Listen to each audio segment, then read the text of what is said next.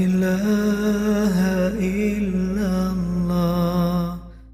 আল্লাহ বললেন ওয়া আওহা রাব্বুকা ইলান নাহাল, আমি মৌমাছির কাছে মেসেজ দিলাম, সিক্রেট মেসেজ, আনিত্তাখিযি মিনাল জিবালি বুয়ুতা, তোমরা পাহাড়ের মধ্যে তোমাদের বাড়ি বানাও, মৌচাক বানাও, ওমিনা সাজার, গাছের মগ ডালে, বড় বড় ডালে তোমরা বাসা বানাও, ওয়া মিম্মা ইয়ারিশুন, উঁচু উঁচু জায়গায় মৌচাক বানাও, যাতে করে গ্রামের ছোট্ট ছেলেরা ঢিল মারতে না পারে। কোন সুবহানাল্লাহ।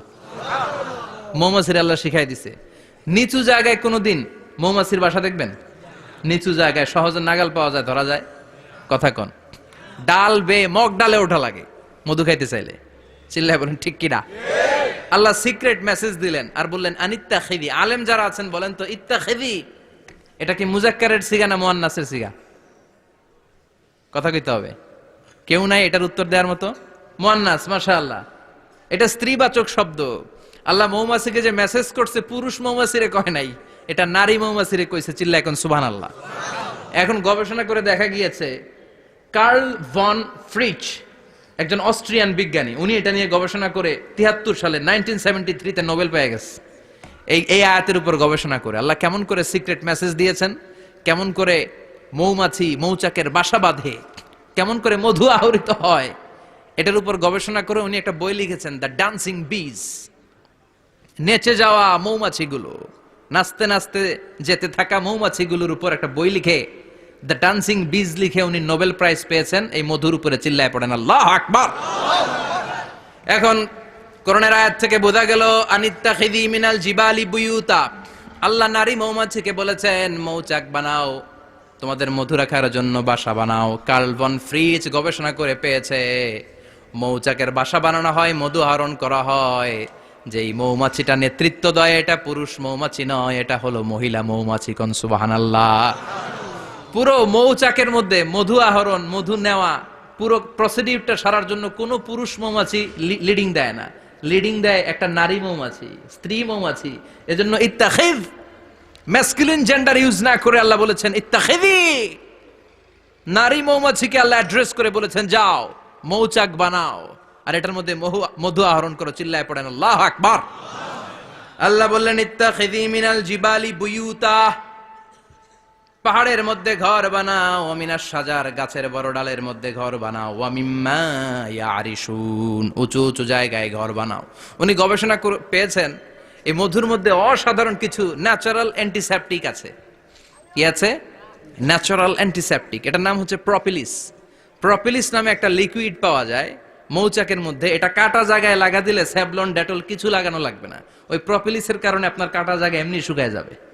সুবহানাল্লাহ পড়েন। দ্বিতীয় বিশ্বযুদ্ধে রাশিয়ান যত সৈনিকরা যুদ্ধে আহত হতো, ওরা আলাদা করে অ্যান্টিসেপটিক খাইতো না, ওরা মধু আইনা লাগাই দিত আর সুস্থ হয়ে যেত। সুবহানাল্লাহ পড়েন। নিউজিল্যান্ডের কিছু বিজ্ঞানীরা আবিষ্কার করেছে মৌমাছির হুলের ভিতরে রেমিটিক ফিভারের অ্যান্টিবায়োটিক আছে। অনেকের বাত জ্বর হয়, বাতের ব্যথা থাকে না, থাকে, মুরব্বীদের বেশি হয়, ওই জায়গার মধ্যে যদি আপনি মৌমাছি এনে ঢুকাই দিতে পারেন, মৌমাছির হুল লাগাই দিতে পারেন, ভালো হয়ে যাবে। মৌমাছি যখন হুল ফুটায় আরাম লাগে না অনেক? খাইছেন? কামড় খাইছেন? হ্যাঁ, মজা লাগে।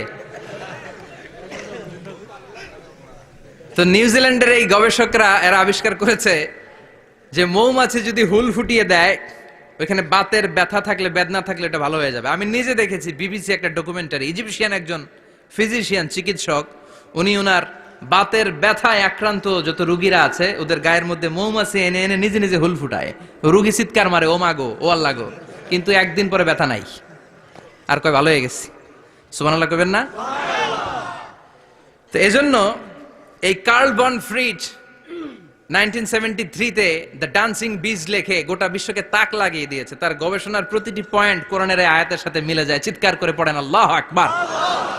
এই যে আমরা মধু খাই, এই মৌচাকের ভেতরে অন এন অ্যাভারেজ অ্যারাউন্ড 60,000 মৌমাছি থাকে।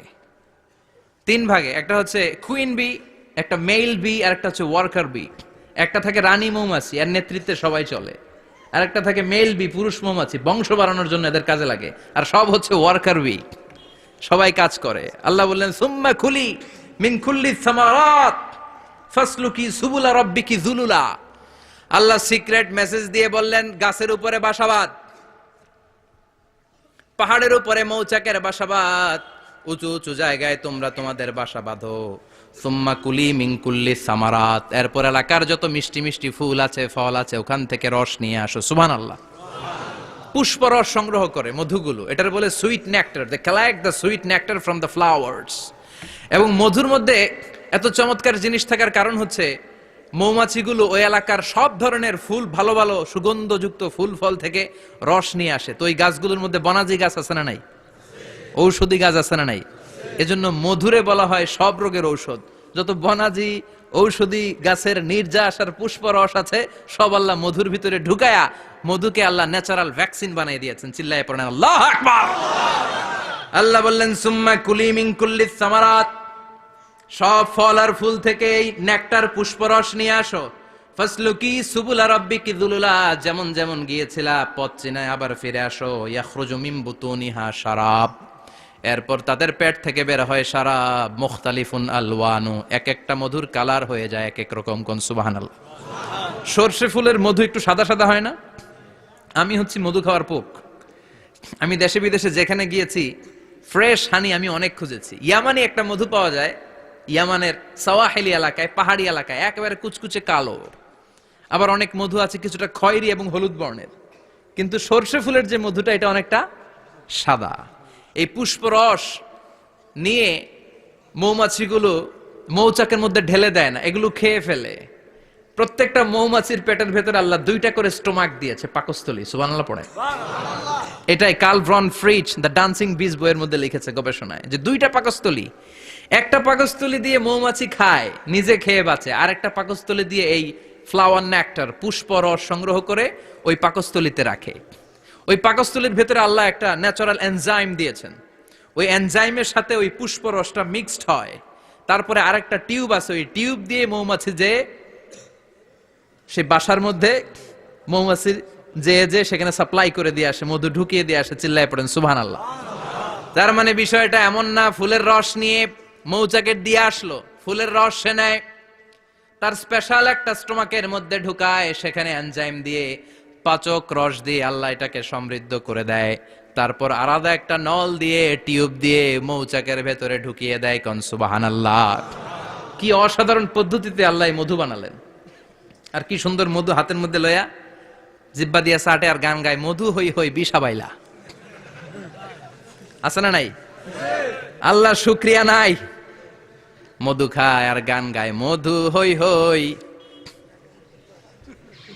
বিষাবাইলা, অনহারনে ভালোবাসার দাম নদিলা। আছে না নাই? ডাকাইত। এই মধু খেয়ে শুকরিয়া করতে হবে কার? বসো, চিৎকার করে বলেন শুকরিয়া করতে হবে কার? আল্লাহ বললেন ইয়াখরুজু মিন বুতুনিহা, এটা মধু সরাসরি চলে আসে না, ওর পেট থেকে বের হয়। মুখতালিফুন আলওয়ানুহু, বিভিন্ন রঙের মধু আছে না নাই? ব্ল্যাক কালারের মধু হয়, হোয়াইট হানি হয়, অর্গানিক হানি হয়, ক্রিমড হানি হয়।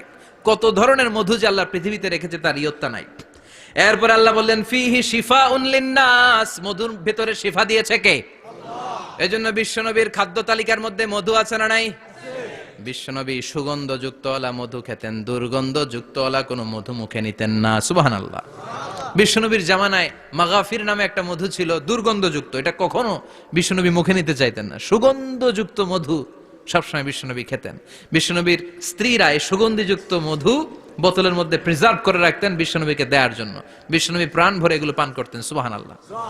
বিশ্বনবী যে সমস্ত খাদ্যগুলো পছন্দ করতেন হাদিসে এসেছে, বিশ্বনবী রুটি খেতেন, খেজুর খেতেন, খেজুর, খেজুর চিনেন?